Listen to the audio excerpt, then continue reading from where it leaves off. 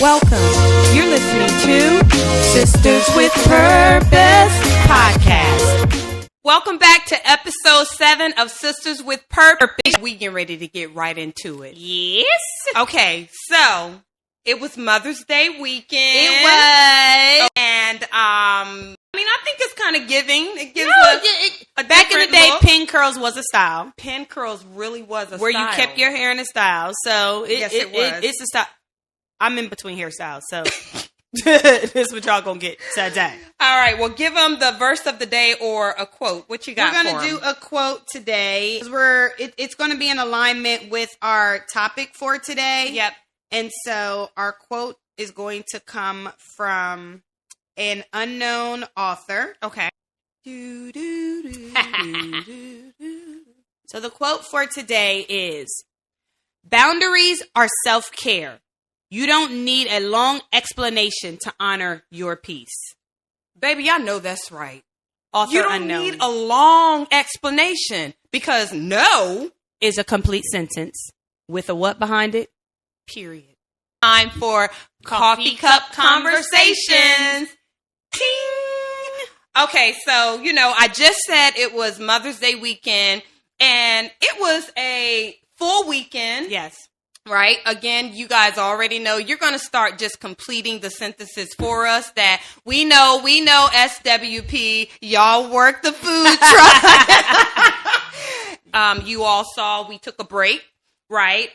For actually uploading a video, and just wanted you also to catch up if you needed to catch up on the other videos that we've uploaded, and to just spend some time with your mothers, for those who still have their mothers here, for those who may have individuals in their life who have mom-like qualities to them, to really just spend time with them, and for you also, if you're a mother, to get that treatment that you're so deserving of. So for me specifically, 2 of my children live out of the state. And then my oldest one still lives here in the state. And so he's the one that kind of coordinates the things. I love flowers.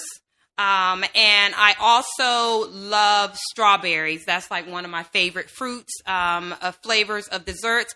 And so I got a bouquet of flowers delivered, as well as chocolate covered strawberries. Oh, nice. And honestly, it's just the thought. Mm-hmm. And to be intentional about that. And so I know they all have lives. They're all young adults now.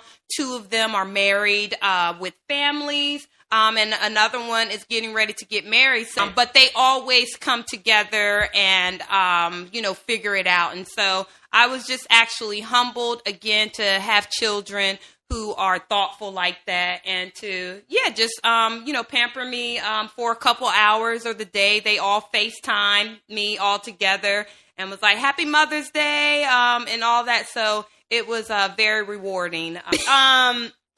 I'm gonna be honest, y'all.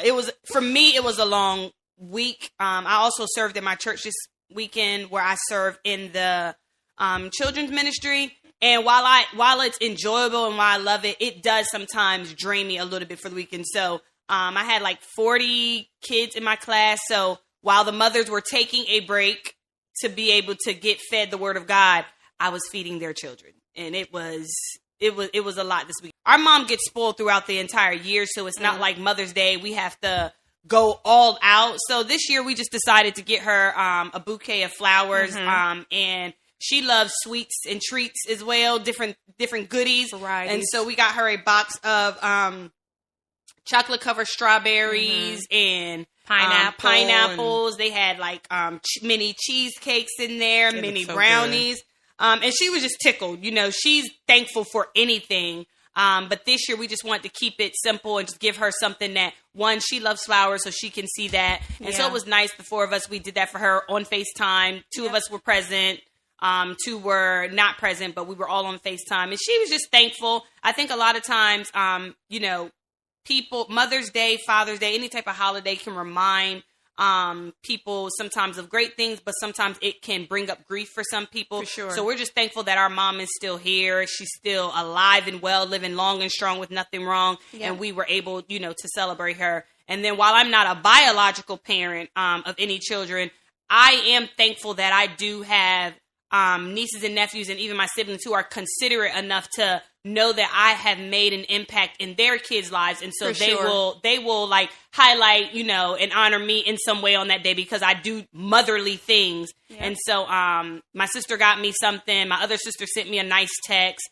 My brother ain't say nothing. I hope he's watching this because he don't never say nothing. But my nephew, her oldest son, he did a special delivery and brought me some flowers me and my mom actually the day before, which he always does. He's been doing that for quite some years now. Just something that he wanted to do. He's just thoughtful in that way to me and my oldest sister, and then my mom he always brings. So it was a nice week. It was a beautiful day yesterday. As y'all can see, she's sitting here with a sweater dress on, and I'm sitting here with a hoodie on. It is cold again today. It is. And I'm just like so over it. I'm like, Lord, we just need some warm weather. But we are traveling, so we do have some things coming up where we'll be able to enjoy some warm weather. But yeah, the weekend was good. We hope you too, again, like we said, if you have anyone who's mother or mother-like in your life that you were able to spend some quality time, even if it was just a conversation over the phone, that's who we wanted to spotlight today. Anyone who has that role or has that impact and influence of that mother-like nurturing. Wonderful. So our topic today is boundaries are self-care. Stop over explaining yourself. You want to kick it off? Yeah. Boundaries are set in place for the individual, right? If you don't respect the boundaries that you've put for another person to abide by, then what is the purpose, right? So the boundary isn't for another person. The boundary is for you to be able to self-regulate your intake of things. And so for me, we can talk about, I think, you've highlighted it in other episodes. We could talk about, boundaries, personal boundaries, personal boundaries that you have for yourself. We can talk about family boundaries. We could talk about work-life boundaries and all those things, and just, relationships, how do those boundaries benefit you? And I think I read a while back, and the saying was, boundaries without consequences is just a request, right? And so again, when you think about what you're trying to, the boundaries that you're trying to put in place, what are the consequences if that individual violates those boundaries? Right. Because if there isn't a consequence, then what's the point of a boundary? So when she talked about the different types of boundaries, like, for instance, there are, you have to set boundaries with your families. You have to set boundaries sometimes at work. You have to set time boundaries. Like, there's different segments of boundaries that you have to set in place in order for you to respect and actually have self-care. Yeah. So when the one thing that I think about when I think about boundaries that I think is so important for Black women is emotional boundaries. Okay. When I think about the women that I know, some mentors, women in the family, even some of my students who are not, there's a lot of emotional boundaries that I think as Black women, we don't understand needs to be set. For instance, how people talk to you. Like, if you're consistently allowing somebody to cut you off when you're having conversations. I remember being in a workspace where every time I got ready to say something, the coworker would cut me off. Like, I could never really finish a sentence. And it's almost like it was very inconsiderate, for one, but it was almost like what you're saying doesn't matter. Right. And so dismissive. Very dismissive. And so I had to set a clear boundary, and that boundary was speaking up for myself. And I said, hey, I need you to let me finish my thought, because as I'm speaking, if you're continuously cutting me off, I said, that does not allow me to finish my thought. I said, and I think that's unfair. Sure. That is a boundary. Yep. I'm letting them know a boundary, like she said, is a request. But if I don't set it, then you ain't going to know that that's what the request is. Another thing about emotional boundaries is not absorbing someone else's emotions, right? There has to be some type of boundary set. Oh, that's good. Emotional boundaries, I think, is very important. And it actually it's kind of like the baseline for everything else, right? Because if I'm not emotionally stable, then I'm not able to be my best version in other things. And, you know, I have a reference here where it says key steps for setting boundaries. And setting a boundary is reflecting on what you need. Right. So not what the other person needs. No, listen, Her came out with an infamous song years ago. Can you focus on me? Right? And so again, when you set those boundaries, that makes that other person know, hey, I'm important. Another one, the key steps, it says, for setting boundary is using the I statements, right? So not blaming the other person that they're doing something, but you would say, you know, hey, I need to take a break from this because I feel right. And we're talking about emotional stability, right? Emotional boundaries. And so not making the person feel bad when you have that request and when you set those boundaries, but you're basically just communicating to them what you need. Another one is to be clear and direct, right? So if I have a boundary and I say, I don't want you to come over today, right? He said, I don't want you to come over today. That person may take that as, okay, I'll just come over tomorrow. Right. But if you say, I don't want any visitors for the rest of this week. I'll reach out to you when I have the bandwidth. Right. That's setting the tone to let that person know, hey, they don't want to be bothered with. And to be consistent. If you're not consistent with your own boundaries and respecting your own boundaries, then how can you expect for somebody else to respect your boundaries? Early on, when I was a young mother, right? As young mothers, we wear many hats. And a lot of what we want, I'll just take it as far as self-care, like that gets on the back burner, right? So if you have toddlers in the house, they don't care anything about the next thing that you have to do. So they're pulling on your skirt tail, they're pulling on your shirt and saying, mommy, I need this.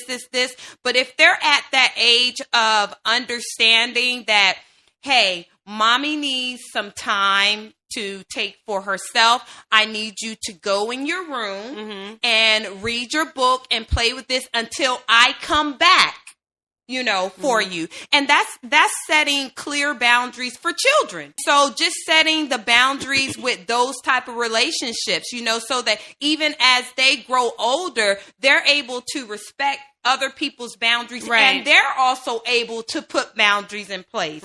My oldest, when my oldest went to college, right? He went to college out of state, and you know, me being a hands-on parent and we was just all very family oriented, I was planning to go there every weekend. Right. And so, you know, there came a point where he was like, so mom, and he was very respectful. He was like, I got plans. Right. And so he used the word I, right. And he said, I have plans, you know, maybe you can come on, you know, Sunday instead of the whole weekend and things like that. So even just establishing and respecting, you know, that he had some boundaries in place that I just wasn't going to pop up. And you have to know what the like your boundary request doesn't need to be, you know, part of the topic was the over explaining, right? Everybody's not going to want to respect your boundaries. People that care about you will have no problem respecting your boundaries, but you don't need to over explain. They can be simple sentences such as, that doesn't work for me. Right. I'm unavailable. I live by that. My house is closed. My house is not accepting company this week. Like, if that's my safe haven, I don't need someone thinking they can just pop up anytime. I need to, you know, I had a house guest for a little while and I was great with the house guest. Like, but when that house guest was gone, I was like, you needed to decompress. Like, it was like, thank you, Lord. I need time to think about that. Don't let anyone rush you into making a decision on the spot. Can I borrow $100? I need to think about that. Let me get back to you. I need to think about that. You can tell people I'm protecting my peace right now. I'm decompressing right now. My right. phone is like, when I go to lay down or take a nap, I will text my family like, hey, my phone going to be on Do Not Disturb. Y'all not going to hear from me. At least give me 45 minutes to an hour. Again, we talked about no being a complete sentence, and the over explaining yourself. What that does is that's you trying to justify why you're trying to set a boundary. Yeah. And if the trying person not to ruffle the feathers, if a right? person continues to see that you are lenient on your solid no, decision, but now you're about to go with the over explaining, they're gonna be like, oh, I can keep poking until they finally give in. Understanding that you just want to explain, you want to state your boundary, not argue your boundary. Right. Like, right. I'm not going to argue with you that my house is closed. Right. Well, why not? I didn't get to see you. That sounds like a personal problem. My house is closed. I'm not accepting no company. And this is not being mean, but again, the focus of this topic is setting those boundaries for self-care. If you're not doing it for yourself, then who are you doing it for? Yeah. If you're not going to set a boundary in place for yourself, then what's the point of saying you have a boundary? Yeah. We talked about, you talked about the consequences. How do you create consequences for the boundary? So for instance, if you have limited time, so someone says, hey, can you ride with me real quick?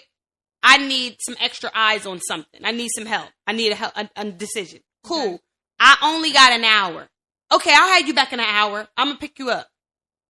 But then we get to the 45-minute mark, and I'm like, all right, we about to close this up. I only got an hour. And they're like, well, girl, we already out now. So that's someone not respecting your boundary or respecting your time. And so what is the consequence to that?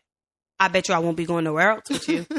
In your car. I will drive my own car. And so those are just some of the things that we don't think about, but people will take advantage of our time. And so that's another one of the things, not state your boundary, don't argue your boundary. Yeah. I think a lot of people get that mixed up. And now we tick for tack, we going back and forth when all I was doing was telling you that I got to be home at a certain time. Now you want to go back and forth with me. Yeah. But you don't want to get in that characteristic of people pleasing, right? And then even along with that, when that person violates your boundary and you make a decision that, okay, I'm not going to let that happen again. It's also important for you to communicate with that person. And it's not over explaining, but to communicate, hey, I said I only have an hour. I think that was inconsiderate of you not to ensure that I was going to be back in time. And so even saying that kind of sets the tone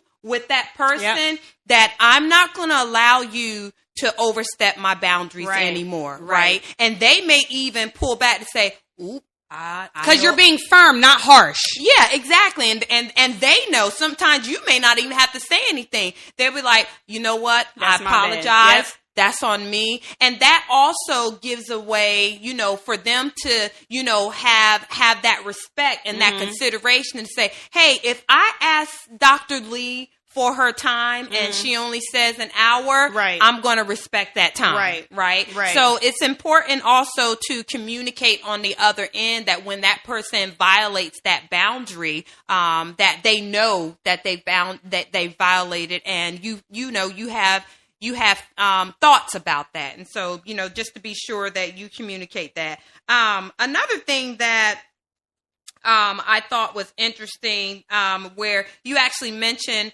we actually kind of touched on the different types of boundaries, right? So we talked about emotional boundaries. We talked about workplace, boundaries. And even there's a boundary, financially for yourself. We talked about, personal boundaries, right? So, again, if I think I'll use this example where it was mentioned in another episode where, we were talking about goals, right? And when you wanted to purchase your home, right? You had to set a financial boundary in order for you to qualify, in order for you to have those savings for a down payment and all of that. And so even you can set personal boundaries, financially, if you have a goal, the way that this economy is set up now. we need to have some financial boundaries and some financial goals to ensure that we're financially secure. Yeah.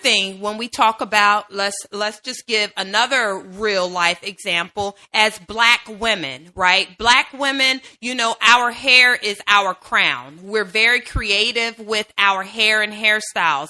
And so, for instance, Tamika has locks, right? And people are mesmerized. And what's the first thing they want to do? Reach, and I'll be like, oh, right? excuse me. They want to touch Don't it touch and stuff. my crown. Stop. Yeah. This is a public service announcement. Stop touching people's hair. Do not touch my hair. hair. So, just thinking about things like that, just respecting people's boundaries, and those are different types of boundaries, Yeah. right? And Yeah. we are, a lot of people are not as assertive, but sometimes you have to be. Because if you're not, people will run over you. They will think that they can do anything, say anything.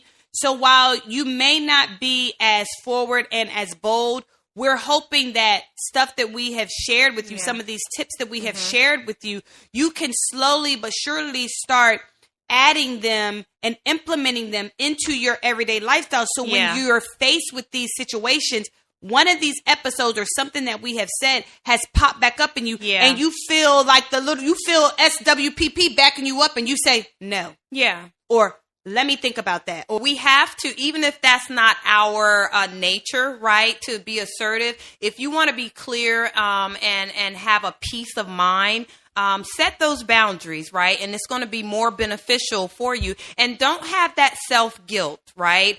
Because again, the boundary is for you. Refrain from, trying to be a people pleaser where you're walking over, your boundaries, and it's a slight little request. But again, if there's no consequences, when that boundary isn't set, it doesn't benefit you. This was, a good conversation for you to kind of spark your thoughts that you've been having. And what are those areas that you've been kind of contemplating around in your head, but you really haven't had that conversation with that individual as far as setting those boundaries? We're here to gird you up and support you and say that you can do it. And just make sure you put something in the comments on, some examples of boundaries that you've had to put in place and that you've consistently exercised and that it's worked for you. And then also lessons learned on boundaries that you set in place where there weren't any consequences and you had to rethink that, right? So we hope this was a good episode for you. We want you to continue to like, comment, and subscribe. Share it with a friend. And we just love you all. Until next time, bye!